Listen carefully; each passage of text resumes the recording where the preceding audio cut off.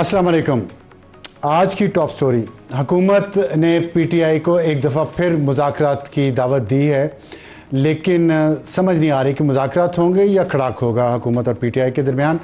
इस पर बात करेंगे, लेकिन आपको ये ताज़ा तरीन सूरत हाल इस्लामाबाद और रावलपिंडी से बता दें। जमात इस्लामी का धरना आज दूसरे रोज़ भी जारी है और हाफिज़ नईमुर रहमान साहब जो अमीर हैं जमात इस्लामी के, वो ख़ुद मौजूद हैं। जमात इस्लामी की टॉप लीडरशिप मौजूद है और उनके मुतालबात हैं कि महंगाई जो है, इस मुल्क में बढ़ती हुई महंगाई और बिजली के बिल जो आम आवाम की पहुंच से बाहर निकल चुके हैं, उस पर हुकूमत फ़ैसला करे, बिजली के बिलों में कमी करे, महंगाई में कमी करे। जो टैक्स लगाए हैं IMF के कहने पे उनमें उनको वापस किया जाए और साथ साथ जो जमात इस्लामी के अरकान या कारकुन जो गिरफ़्तार हैं उनको रिहा किया जाए। लेकिन जो सबसे बड़ी ख़बर है, जैसे मैंने आपको बताया, कि वो ये है कि आज नून लीग ने फिर पीटीआई को मुज़ाकरात की दावत दी है और ये उसके फ़ौरन बाद है जब खान साहब ने जनरल आसिम मुनीर को ये कहा है, फ़ौज को ये कहा है कि आप न्यूट्रल हो जाएं और इस हुकूमत का साथ देना छोड़ दें। हमें ज्वाइन किया है हनीफ अब्बासी साहब ने, जो MNA हैं पाकिस्तान मुस्लिम लीग नून के और सीनियर रहनुमा हैं रावलपिंडी से MNA, जहाँ पे धरना हो रहा है। और आज जो धरना लियाकत बाग में है वो इनका हल्का भी है। हनीफ अब्बासी साहब, जनाब अस्सलाम वालेकुम। वालेकुम अस्सलाम। आप बड़ी अच्छी बात है कि आप इतने क्राउड में से निकल के हमारे स्टूडियो आज पहुंच गए हैं, लेकिन ये जो कुछ चल रहा है सड़कों पे, आप देख रहे हैं बार बार इस्लामाबाद में धरने हो रहे हैं, PTI आ रही है, जमात इस्लामी आ रही है, TLP आ रही है, और सबसे बड़ा मसला है महंगाई। उसके साथ साथ खान साहब ने कह दिया है कि चलें आप माफ़ करें, तो उन्होंने नहीं, माफ़ी होगी ना, उन्होंने माफ़ नहीं की। ये तो चलें, ये बातें, ये तो आप अपने दिल को तसल्ली देने की बात कर रहे हैं, लेकिन ये मुल्क किधर जाएगा? जी, मैं आपकी सारी बातों का इब्सार भाई माशाल्लाह बड़े मैं आपको उन इंटेलेक्चुअल्स में काउंट करता हूँ कि जो मैटर करते हैं इस पाकिस्तान के अंदर। ये तो आपकी मेहरबानी है, मेरी नहीं है, ये एक्नॉलेजमेंट लोग करते हैं, मैं तो करते ही करता हूँ, एज ए पोलिटिकल वर्कर करता हूँ। मैं सिर्फ 1 मिनट आपका लूँगा इन तमाम बातों का जवाब बारी बारी, जहाँ आपकी तसल्ली ना हो, मुझे 3 दफ़ा पूछे मैं बात करूँ आपको। ठीक, सबसे पहले मैं आज इस परचम की बात करूँगा, ये जो मैं आपको लेके आया हूँ, घर से लेके आया हूँ ये परचम। और मैं दुखी इसलिए हूँ कि हमने इस परचम को पीछे छोड़ के ना अपने अपनी पार्टियों के परचम को आगे कर दिया। यानी मेरे लिए अपना लीडर जो है वो इस पाकिस्तान से ज़्यादा अहम हो गया। लोगों के लिए उनके लीडर जो है पाकिस्तान से ज़्यादा अहम हो गए। और इस झंडे की जो बेहुरमती इस साल हुई है वो शायद पाकिस्तान की 76 साल तारीख में नहीं हुई। जो इसकी बेहुरमती फ्रैंकफर्ट में हुई है, जो इसकी बेहुरमती UK के अंदर हुई है, जर्मनी बर्लिन के अंदर हुई है, और जो इसकी बेहुरमती बन्नू में हुई है, मैं कहता हूँ कि मुझे मेरी जान भी कुर्बान हो इस झंडे के ऊपर, सब्ज़ लाली परचम के ऊपर। मेरी अपनी कौम से सिर्फ एक गुजारिश है, उसके बाद तमाम वो बातें जो आपने कड़वी भी की हैं और सख्त भी की हैं उनका जवाब मैं दूंगा। इस परचम से अजीज़ हमें कोई नहीं है। ये हमारी कौम को, मैं आज अपने नौजवानों को ये मैसेज देना चाहता हूँ कि ये 14 अगस्त आ रहा है, आपने अपने जितने मेरा दिल बड़ा दुखा उस दिन जिन्होंने हमारे परचम की बेहुरमती की। आपको पता है 40 साल हमने यहाँ रखा है उनको, 40 साल, और भाइयों की तरह रखा है। हमारे भाई हैं, आज भी हमारे भाई हैं, मुसलमान होने की हैसियत से भाई हैं, लेकिन क्या हमें ये अजर मिल रहा है? और दूसरी तरफ हमारे कुलीग्स जो मेंबर नेशनल असम्बली हैं वो जिंद जान कह रहे हैं उन लोगों को जिन्होंने इस परचम को अपने पाँव तले रौंदा है। तो मेरी अपनी नौजवान नस्ल को ये गुजारिश होगी, अपने बुज़ुर्गों को ये गुजारिश होगी, ये 14 अगस्त जो है ये अपने इर्द गिर्द के जितने आपके बैरूनी दुश्मन हैं या दुनिया के किसी कोने में मौजूद हैं, इस परचम को अपने घरों पर लहराएं। किसी पार्टी का परचम, ना मेरी पार्टी का परचम लहराएं, ना किसी और पार्टी का परचम लहराएं। इसको लहरा कर ये मैसेज तो दे दें, इतनी गैरत तो हो ना। गैरत है बड़ी चीज़ जहाने तगोदो में, पहनाती है दरवेश को ताजे सरेदारा। तो इस परचम की ना हुर्मत पे हमारी जान भी कुर्बान होनी चाहिए, माल भी कुर्बान होना चाहिए, सिर्फ बातों से नहीं, अमलन।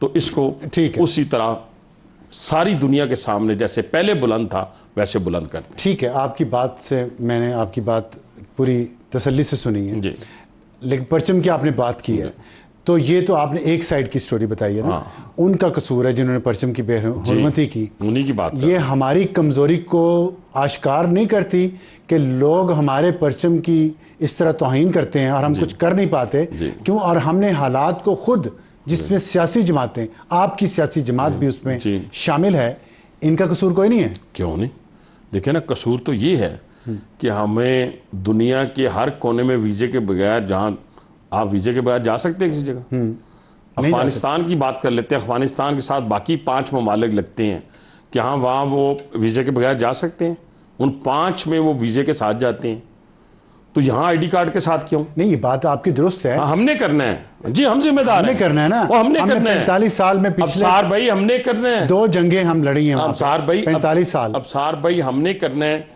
यहाँ पर कोई शख्स गैर कानूनी तौर पे नहीं रहना चाहिए, जैसे पूरी दुनिया। ये हो नहीं पाएगा अगर आपकी पॉलिसी हर 3 साल बाद यू टर्न ले ले, अगर यू टर्न ले लेगी। और फिर आ जाए उसी बात पे, अभी आपने मुझसे बहुत सारे सवालात कर लिए हैं, बहुत सारी चीजों का जवाब मैं देना चाहता हूँ और दूंगा आपको। दे जवाब ना, सवाल मैं दे रहा हूँ, लेकिन पहले एक बात ठहर जाए ना, फिर मैं शुरू कर देता हूँ ना 2017 से, मुझे शुरू करने दें। अगर 2017 में भी अदालतें खुली होती, उनका ज़मीर जाग रहा होता, तो फिर मॉनिटरिंग जज तो ना होता, फिर रात 12 बजे सजा तो ना होती, फिर लोगों की गाड़ियों में 15-15 किलो हेरोइन तो ना डालते ना, फिर बेटे से तनख्वाह लेने के ऊपर जो है वो अदालतें किसी को प्राइम मिनिस्टरशिप से हटाती तो ना। अगर वो उस वक्त ना हटाती, और मेरी बात सुन लें, मुझे 1 मिनट सिर्फ दे दें, 42 लाख डॉलर जो है, 42 अरब डॉलर जो है वो इन्वेस्टमेंट आ रही थी ना, कोई घर तो नहीं बन रहा था उससे, इस पाकिस्तान बन रहा था, इंडस्ट्रियल जोन बन रहे थे ना इस पाकिस्तान के अंदर। 120 अरब, मैं एक खबर आपको देना चाहता हूं, 120 अरब रुपए की कस्टम की चोरी है, 120 अरब रुपए की। प्राइम मिनिस्टर उस वक्त के वजीर आजम ने पूरा स्केच बना लिया, उसके ऊपर अमल दरामद शुरू होने लगा। उसके साथ एक और खबर आपको देने लगा हूं कि हमारे पास बहरी जहाज कितने हैं जो माल लाने वाले हैं, माल बरदार, मैं आसान अल्फाज में बात कर रहा हूं, 12। बांग्लादेश के पास कितने हैं? 600। हिंदुस्तान के पास कितने हैं? 1200। प्राइम मिनिस्टर ने, नवाज शरीफ ने फैसला कर लिया कि ये जो 5 अरब डॉलर की हम फ्रेट देते हैं, किराया देते हैं दुनिया को, ये हम अपने खरीदेंगे। मैं सवाल ऑर्डर चले गए, सुन लें, सारा कुछ चला गया, तो क्या हुआ? जमीर जागा कोई ना, ठीक है ना, 5 जुलाई वाली बात पे जागा जब एक वजीर, मुंतखब वजीर आजम को उम्र कैद सजाए मौत दे दी गई, ठीक है ना, 12 अक्टूबर को जागा, नहीं अगले दिन हमने हलफ भी ले लिया, 5 जुलाई पे जागा, 5 जुलाई पे क्या जागा? फैसला बदला गया। देखें कहां बदला, काजी फैसल साहब ने बेंच बनाया। अच्छा, बड़ी सोनी बात की उन्होंने माना गलती, नहीं इस तरह नहीं, ये बहुत बड़ी गलती है। अगर 12 अक्टूबर वाली गलती को भी मान लिया गया, 5 जुलाई को भी मान लिया गया, तो 12 अक्टूबर में पाकिस्तान कहाँ खड़ा था, आज कहाँ खड़ा है? सुन ले, 5 जुलाई का वजीर आजम वापस ला सकते हैं कब्र से निकाल के। हाँ, उन जजेस के खिलाफ फैसला आता, उन जजेस के खिलाफ, आपने उन जजेस के खिलाफ फैसला तब आता अगर आपने कोई रेफरेंस फाइल किया होता, कोई पिटीशन फाइल की होती। 2 साल से आप मेरा सवाल सुन लें ना, आप सवाल सुन लें, उन्होंने की ना, मालकान ने की। आपने 2017 की बात की, 2017 से 22 तक 5 साल बनते हैं, ठीक है, उस 5 साल का हिसाब आप 2 साल से हुकूमत में ले लेते, लेकिन 5 साल जिसने ये सब किया, जिसका आपने जिक्र किया, उससे आपने जाके हाथ मिला लिया, डील कर ली। हाँ, इस मुल्क को तबाही की तरफ लेके जा रहा था एक शख्स। तमाम आपके लोग जो थे, आपके साथ चाइना था, टर्की था, मिडल ईस्ट था, ये सारे लोग, यानी आके एक तकरीर की जाती है। सुने, कहा जाता है कि जो चाइनीज कंपनियां ये किकबैक्स लेती हैं, जो पाकिस्तान में चाइनीज कंपनीज काम कर रही थी, उनके खिलाफ प्रोपेगेंडा किया गया। आज देखिए, वो जो बातें थी जब हम उस वक्त करते थे, आज सच साबित हो रही हैं। आज जो करारदाद रेजोल्यूशन पास हुई है, पता है ना आपको, अमेरिकन कांग्रेस के अंदर पाकिस्तान और चाइना दोनों के खिलाफ जो आज हुई है, ये वो शाखसाना करारदाद नहीं है, वो बिल लेके आ रहे हैं ना, करारदाद बिल लेके आ रहे हैं कि इनको इमदाद ना दी जाए और ये कदगन लगाई जाए, ये लगाई। ये शाखसाना उस वक्त का था। अब शिकवे, अब देखिए ना, सुनते हैं नहीं, ये शिकवा नहीं है, कितने शिकवे करें, कौम को बताना पड़ेगा, शिकवे नहीं है, आप सुन लेना, नहीं, हमने आज आश्कार करना है उस शख्स को जिस शख्स ने तय कर लिया है कि इस पाकिस्तान की बर्बादी को लिखना है अपने हाथों से।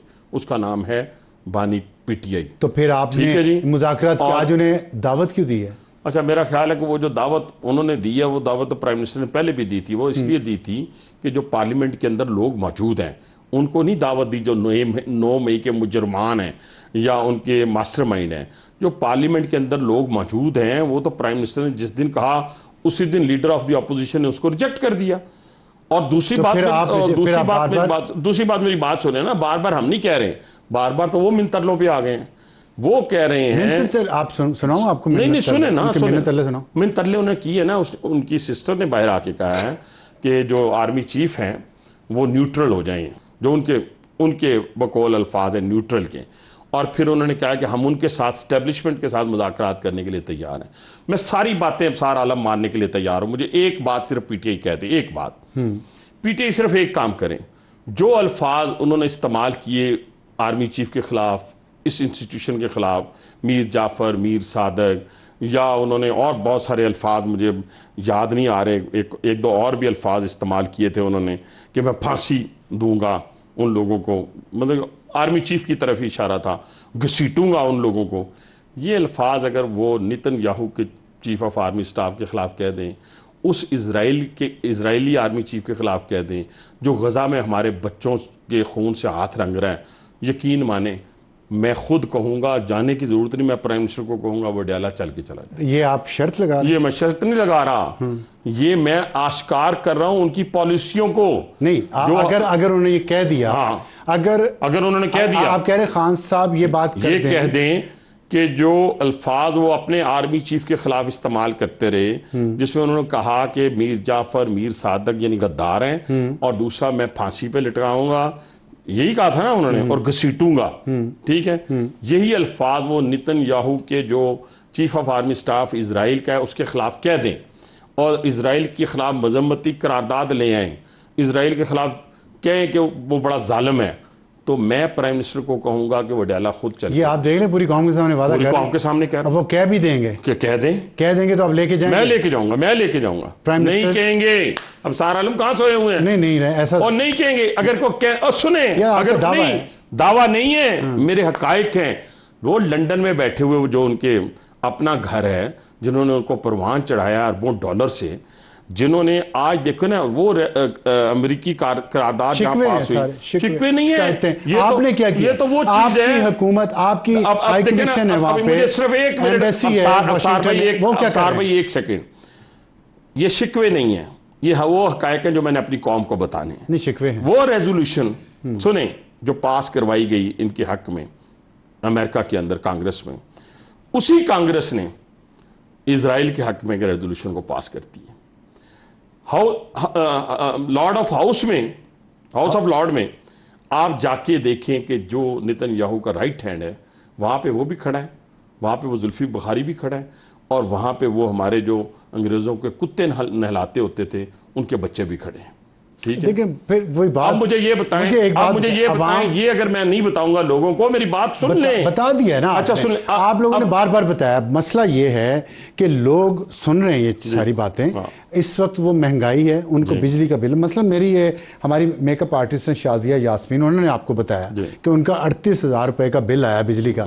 ये लोगों के मसले हैं। जमात इस्लामी आई हुई है यहाँ पे, धरना दे रही है कि महंगाई टैक्स बहुत लगा दी, इस पे कुछ सॉल्यूशन आप नहीं दे रहे। सोल्यूशन मैं देता हूं अभी आपको, लेकिन 2 मिनट ठहर के दूंगा ना, अभी तो प्रोग्राम है कि नहीं, अभी खत्म कर नहीं है, लेकिन अभी सुन ले। नहीं, इस तरह ना करें, इस तरह ना, आप असबाब बताना पड़ेगा। देखे ना, हम हॉस्पिटल बनाते जाएं, लेकिन हमने पहले क्या करना, साफ पानी देना था ना, ठीक है ना जी। हमने साफ पानी के अलावा खाने के लिए जो चीज़ होती है वो प्योर देनी है लोगों को, ताकि फिर हम कहें खेल के मैदान देने हैं हम वो देना, और हॉस्पिटल बनाते जाएं, तो ये भी पॉलिसी समझ नहीं आती। इसी तरह जब तक आप पीछे बताएंगे नहीं कौम को कि हो क्या रहा है या होने वाला क्या है, हमें होशियार होना है।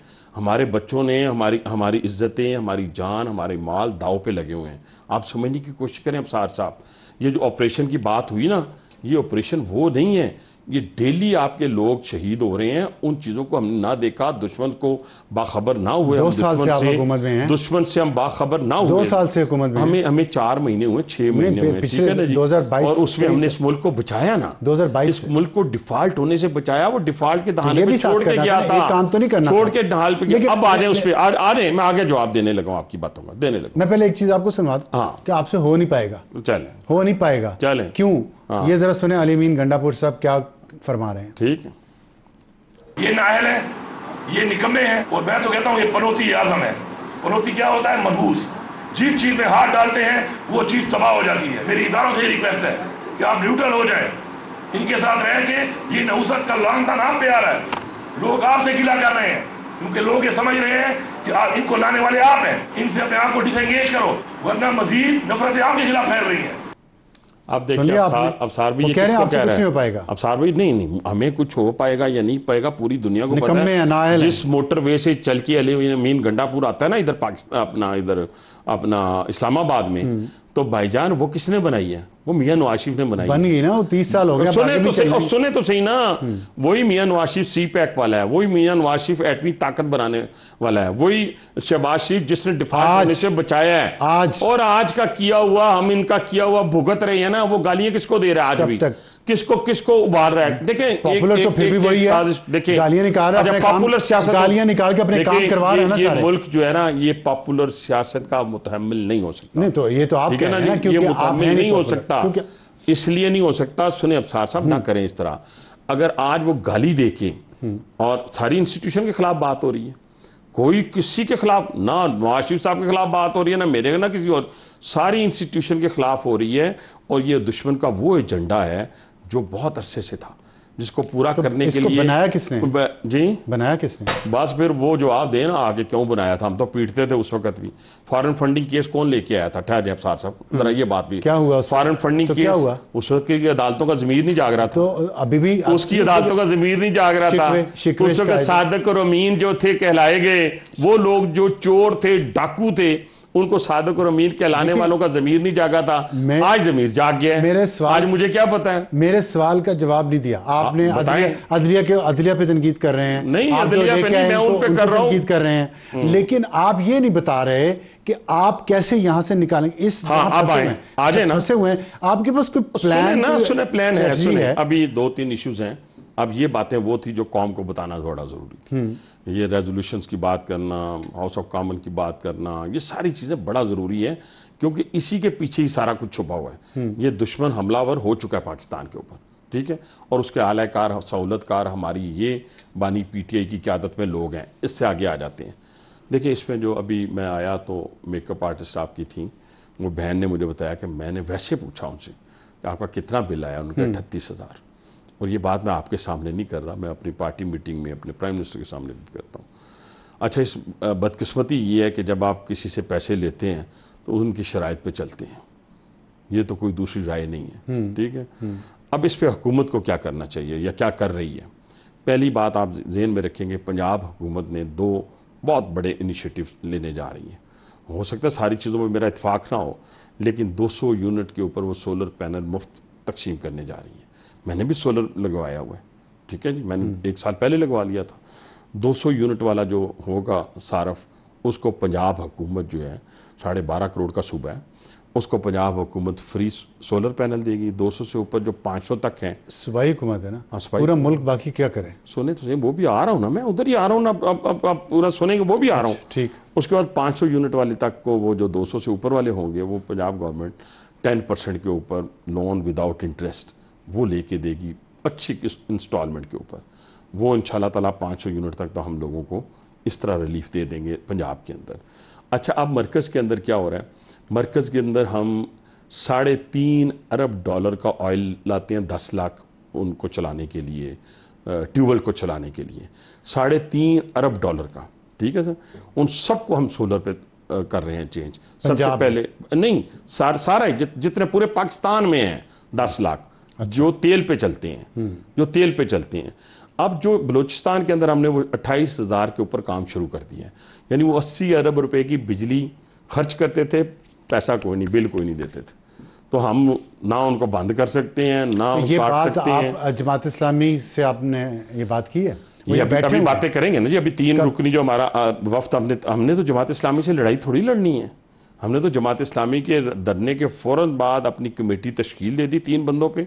वो उनके लिए मुज़ाकरात के लिए तैयार है। उनको ये सारी चीजें जो है उनका मतलब बड़े क्लियर है। और दूसरा, बिजली के बिलों में कमी करें, जी, और महंगाई कम करें, भाईजान इस पे टैक्स कम करें। IMF की कंडीशंस हैं, कैसे करेंगे? अच्छा, वो कैसे किए?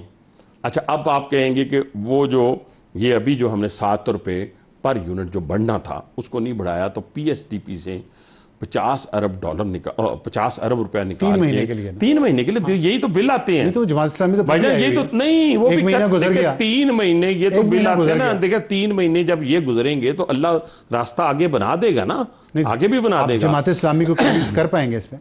अभी सुन लेना, इसी तरह उधर में से भी पैसे 50 अरब रुपया निकाल के हम लगा रहे हैं किस पे, 28,000 सोलर ट्यूबवेल के ऊपर लगा तो रहे हैं। पीएसडीपी खत्म ही कर दें, फिर बंद कर दें? नहीं, पीएसडीपी बंद वो तो भी नहीं हो तो सकती, तरक्याती बजट वो भी तो तरक्याती बजट है, वो मुल्क चलता ही वहां से निकाल के इधर ला रहे हैं, ला रहे हैं। खर्चे आपने कम नहीं किए, प्राइम मिनिस्टर हाउस का खर्चा, प्रेसिडेंट हाउस का खर्चा, मेरी बात सुने, खर्चे, प्राइम मिनिस्टर हाउस का खर्चा ही कोई नहीं है। हमें तो 1-2 बिस्किट मिलते थे, वो भी अब नहीं मिलते भाईजान।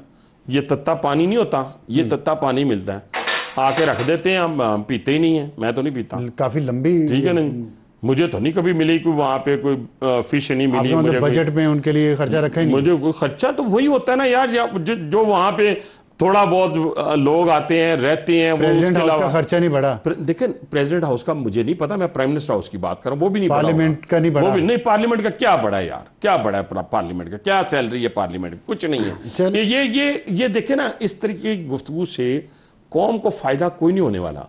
ये जो गुफ्तगू आपने इससे पहले की है ना सर, वो मैं आपको कहता हूं कि आज देखें चीफ मिनिस्टर, ये प्राइम मिनिस्टर 10 साल चीफ मिनिस्टर रहा है, 10 साल पंजाब का, एक पैनी का एक खर्च जो है, जितने बैरूनी दौरे थे ये सरकार से नहीं हुए, एक पैनी का खर्च नहीं हुआ। अब फेडरल गवर्नमेंट में भी जब से वो आए हैं, जितने सरकारी दौरे हैं वो अपनी जेब से। यहाँ पे ब्रेक के बाद आएंगे तो इस पर बात जारी रखेंगे कि हुकूमत के पास प्लान है क्या पीटीआई के लिए और महंगाई के लिए। प्रोग्राम में दोबारा खुशामदीद। हनीफ अब्बास साहब, पीटीआई का ये इल्ज़ाम है कि नून लीग जो वो इस्टेब्लिशमेंट और पीटीआई में लड़ाई करवा रही है ताकि आप खुद हुकूमत में रह सकें, तो आप ये लड़ाई क्यों करवा रहे हैं? अच्छा मेरी बात है, पहले तो ये तो बड़ी अच्छी बात है, पूरी कौम को पता चल जाए कि ये लोग रोटी को चोची कहते हैं, अभी 2 साल के हैं कि इनको किसी बच्चे से लड़ा देंगे, किसी बड़े से लड़ा देंगे। पहली बात यह है, मैं फिर दोहरा देता हूँ कि ये नून लीग ने इस्टेब्लिशमेंट को गालियाँ नहीं निकाली, नून लीग ने जाके GHQ पे हमला नहीं किया, नून लीग ने जाके जना हाउस पे हमला नहीं किया, नून लीग ने बाहर बिठा के फैक्ट्रियाँ नहीं चलाई कि वो इंस्टीट्यूशन को गालियाँ निकालें, जर्नैलों को गालियाँ निकालें, अपने सिपाही सलार की पूरी फैमिली को गालियाँ निकालें, उनको बुरा भला कहें। ये पैसा उनको मिलता जाएगा, जितना वो गालियाँ निकालते जाएंगे इजराइल पीछे खड़ा हो जाएगा, बैरूनी और दुश्मन जो हैं वो खड़े हो जाएंगे, पाकिस्तान की मदद करेंगे। ये सबूत है ना, तो पेश करें ना, ये सबूत है, इलेक्शन कमीशन को अदालतों इतना एविडेंस है, इतना एनएफ एविडेंस है। एक भी केस साबित नहीं कर सके आप, बिल्कुल ठीक है, वो नलायकी है, वो नलायकी है, लेकिन मैं आपको तो सही कह रहे हैं, नलायक हुकूमत है। सुने ना, नहीं सुने, ये एविडेंस सारा इकट्ठा हो गया सर, ये मैं आपको बताऊं, तो इस मुल्क दुश्मनी पे मबनी जितना एविडेंस है वो इकट्ठा हो गया है, वो हम अदालत में भी पेश करेंगे और अदालत में कौम के सामने भी रखेंगे और लोगों को होशियार करेंगे कि खुदा के लिए इस फितने से, इस फसाद से हमें बचना चाहिए। जहाँ तक आपने महंगाई की बात की वो सुन लें, उसकी कमी की आपने ब्रेक से पहले बात की थी। इस फितने को तो इंशाल्लाह ताला अगर ऐसी जेल अगर किसी और सियासी बंदे को मुयस्सर आए, मैं तो वो भी आप कहेंगे फिर आप खुद हुक्मरान हैं, आप क्या कर रहे हैं। नहीं मुझे पता है आप किस तरह की जेल में रह चुके हैं। ठीक है जी, आपको पता है ना। मैं कहता हूँ अल्लाह ताला वो जेल जो हमने काटी है वो वैसी आदि इमरान खान को मिल जाती है, इनके साथियों को मिल जाती है। अल्लाह ने नहीं, आप नहीं करना था खैर, लेकिन छोड़े, आप नहीं कर सकते। मुझे ये बताएं कि असद अयूब, उमर अयूब नहीं, असद कैसर साहब ने फरमाया कुछ दिन पहले, उन्होंने कहा दिसंबर में सब कुछ बदल जाएगा, और हो क्या रहा दिसंबर में कि अक्टूबर में नए चीफ जस्टिस आएंगे, नवंबर में अमेरिका के इलेक्शन हो रहे हैं और लग ये रहा है कि ट्रंप शायद वापस आ जाए। तो आप समझते हैं कि आपके पास सिर्फ दिसंबर तक का टाइम है, उसके बाद पीटीआई जिसकी अक्सरियत सिंगल लार्जेस्ट पार्टी है वो, और भी ट्राइब्यूनल्स के ज़रिए उनके हक़ में फ़ैसले आ गए, तो वो इस पोजीशन में आ जाएंगे कि वो हुकूमत बनाएं और आपको निकाल। पहले मैं सोच रहा था कि 2 साल बाद ना मैं आपको बताऊंगा हुकूमत कितने साल पूरे करेगी। ठीक पता है, याद है आपको पहले प्रोग्राम में मैंने आप कह रहे 2 साल, अब मैं 5 साल पूरे करूंगा। कैसे पूरे करूंगा? ये जो 3-3 घंटे की भूख हड़ताल शुरू हुई ना, जो 1 साल से एक बंदा अंदर पड़ा, तो उस वक्त भूख हड़ताल याद कोई ना आई। ठीक है, ये जो 3 घंटे वाली भूख हड़ताल शुरू हुई, यानी लंच के बाद और डिनर से पहले, यानी लंच करके आना है और जाके डिनर करना है। और जितने लॉयर्स हैं, जितने ये खड़पैंच हैं, ये 7-8 जितने वो नाम मैं ले देता हूँ, जिसमें उमर अयूब है और जो आज हमें डिक्टेटरशिप के बारे में बताता है, जिसके फोर फादर्स ने डिक्टेटरशिप की बुनियाद रखी, जो 4 जगह से मतलब मुंह मार के तो अब 5वीं जगह पे बैठा हुआ है, वो हमें जमहूरियत का सबक सिखा रहा होता है और वो गालियाँ निकाल रहा होता है फ़ौज को, ठीक है ना जी। और वैसे बंदे असद कैसर जैसे लोग, ये जो अली जफ़र, दूसरे तीसरे जितने 7-8 लोग हैं, लॉयर खोसा शाह फलां, ये सारे 7-8 की सियासत ख़त्म हो जाएगी अगर इमरान खान बानी PTI बाहर आ गया। वो नहीं चाहते, ये चाहते होते तो ऐसी बुकड़ता, ये क्यों उन्होंने प्रोटेस्ट को पोस्टपोन किया बताएं ना।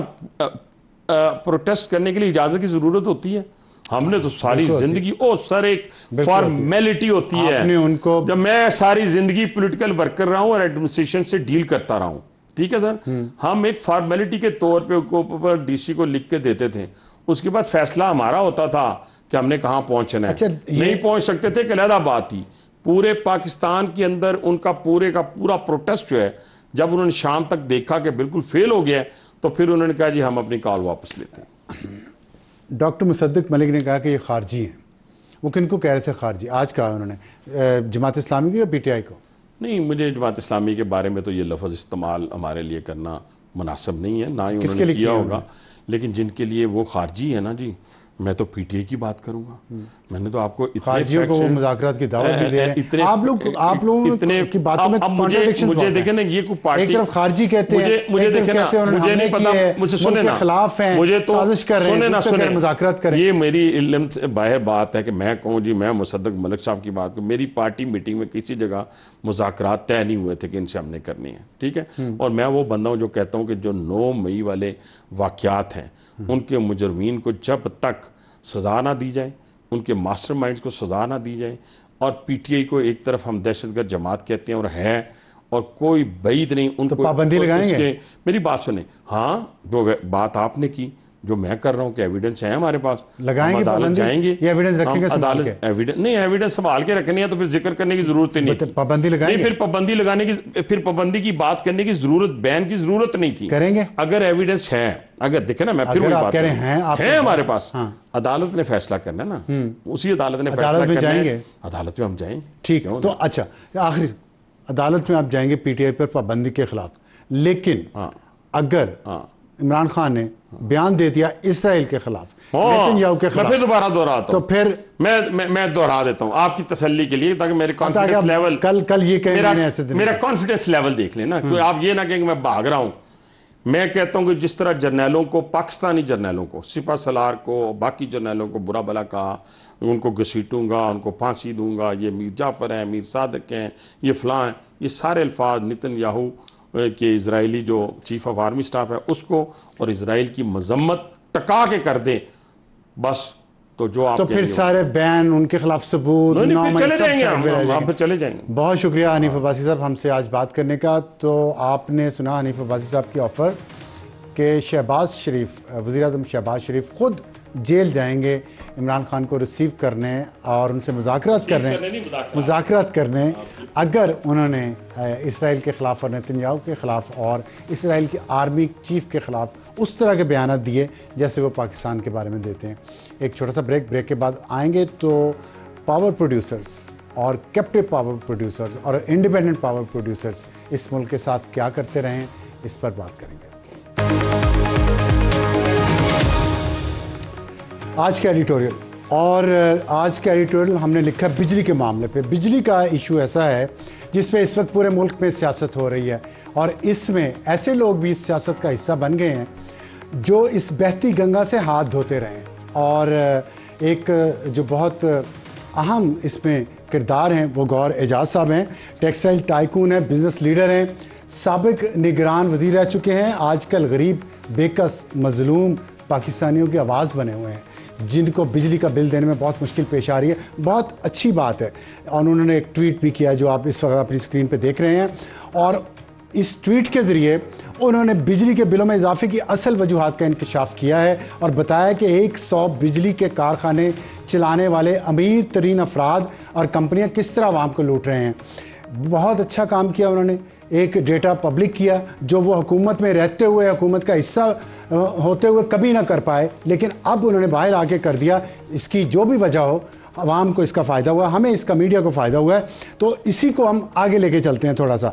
उन्होंने ये ऐलान किया है कि वो आज ऐलान किया है कि वो इस लूटमार का हिसाब लेने के लिए सुप्रीम कोर्ट जा रहे हैं और अपने पैसे से फोरेंसिक ऑडिट भी करवाएंगे। हम 24 करोड़ आवाम के तवस्सुस से 40 IPP मालिकान के ख़िलाफ़ मुकदमा दायर करेंगे। अब ये बात बहुत अच्छी है कि 101 जो हैं वो प्राइवेट सेक्टर के बिजली के कारखाने जिन्होंने लगाए हुए हैं, लेकिन उनमें से 40 के ख़िलाफ़ ये सिर्फ जा रहे हैं। सवाल तो पैदा होता है ना, आगे चलते हैं।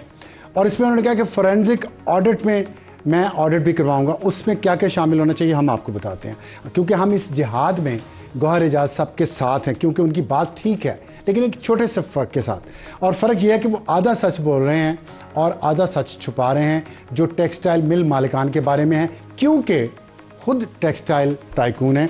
और इन 40 जिनको वो लेके जा रहे हैं, जिनका मैं उनसे सवाल ये पूछना चाहता हूँ, इनमें क्या वो 40 लोगों में वो टेक्सटाइल मिल मालिकान भी हैं जिन्होंने कैप्टिव पावर पॉलिसी के तहत पावर प्लांट्स लगाए और फिर बिजली बेची, और उसमें उनको कितना फ़ायदा हुआ सबको? आए ज़रा इस पर हम रोशनी डालते हैं।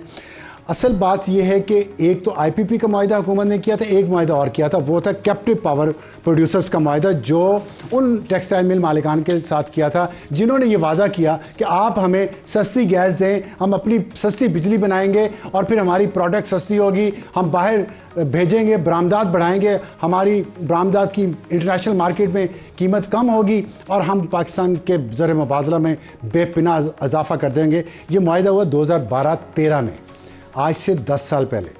और उसके नतीजे में क्या हुआ आए आपको बताते हैं। टेक्सटाइल मिल मालिकान को जो सब्सिडी दी गई इन 10 सालों में, एक साल 2013 से सस्ती गैस की मद में तमाम बड़े टेक्सटाइल मिल ओनर्स को गैस 686 रुपये फ़ी MMBTU मिलती थी। दूसरे लोगों को गैस 1300 से 16 रुपये फ़ी MMBTU मिलती थी। इसका मतलब यह है कि जैसे आप 1 लीटर पेट्रोल नापते हैं या 1 किलोग्राम कोई चीज़ नापते हैं, इस तरह गैस को नापने का जो पैमाना है वो MMBTU है। लेकिन हुकूमती पावर प्लांट को यही गैस 1000 रुपये मिलती थी। इनको सस्ती गैस दी गई ताकि सस्ती बिजली बनाएं। और ये कितना पैसा था? एक महीने में तकरीबन 19 अरब रुपया उन टेक्सटाइल मिल मालिकान को सब्सिडी जाती थी जो अपनी बिजली बनाते थे और अपने ही कारखाने में, अपनी मिल में इस्तेमाल करते थे और फिर आगे बढ़ जाते थे। एक साल में मिल मालिकान को 232 अरब रुपये का फ़ायदा घर बैठे हो गया। और हुकूमत ने, ये कितना पैसा होता है? इतना पैसा होता है कि हुकूमत ने अभी जो 200 यूनिट बिजली इस्तेमाल करने वालों को 3 महीने के लिए सस्ता पैकेज दिया है वो 50 अरब रुपए का, जिससे 3 महीने तक 2 करोड़ 25 लाख घरानों या 94% बिजली इस्तेमाल करने वालों को फ़ायदा होगा। यानी कि एक साल में दी गई राहत से 94% पाकिस्तानी गरीबों के घर का बल्ब और पंखा सस्ती बिजली से 1 साल 2 महीने तक चल सकता था। ये 1 साल जो टेक्सटाइल मिल ओनर्स को सब्सिडी दी गई। या आप समझ लें कि एक साल में 3 जिनाह मेडिकल कॉम्प्लेक्स जो अभी इस्लामाबाद में इफ्तिताह हुआ है, ऐसे 3 हॉस्पिटल बन सकते थे। ये सिलसिला 10 साल से चल रहा है। और टेक्सटाइल मिल मालिकान को 10 साल में 2320 अरब रुपए यानी 9 अरब डॉलर का फ़ायदा। कहीं आपने सुनी है ये खबर? किसी टीवी चैनल पे, किसी ट्वीट में आपको ये सारी तफसीलात नज़र नहीं आएंगी। और इतना ही हमने IMF से 10 साल में तकरीबन 10 अरब डॉलर का कर्जा लिया। और ये जो बिजली बनाते थे उससे जो अपनी डिमांड से बढ़ती थी वो बेचते भी थे उसी कीमत पे जिस पे बाकी IPPs बेचते थे, वो अलग है। और बरामदात में इजाफा बड़ी दिलचस्प बात है। देखें आप, ये इकनॉमिक सर्वे पाकिस्तान का डेटा है। 2013 में 10 बिलियन डॉलर, 2014 में 11, 2015 में कम हो गई 10 बिलियन, 2016 में और कम 9, 2017 में 8, 2018 में 9, 2019 में 9, 2020 में 10, 2021 में 11, 2022 में 14 और 2023 में 12। ये बड़ी इसलिए कि कोविड की वजह से जो कीमतें थी पूरी दुनिया में, पाकिस्तान से एक्सपोर्ट होने वाली तमाम दुनिया से टेक्सटाइल एक्सपोर्ट की कीमतें बढ़ गई लेकिन क्वांटिटी कम हो गई, तो बरामदात भी नहीं बढ़ी। और कौम को टीका लगा दिया 10 बिलियन डॉलर का कैप्टिव पावर प्रोड्यूसर्स ने। गौर साहब, इनको भी लेके जाएं सुप्रीम कोर्ट, इनका भी ऑडिट करवाएं। टेक्सटाइल मिल ओनर्स ने जो गैस की सब्सिडी से कमाया, क्या वो कमाना उनका हक था या वो गरीब के मुंह से निवाला छीन के आप लोगों के ड्राइंग रूम में नए क्रिस्टल पीसीज आए? Good night.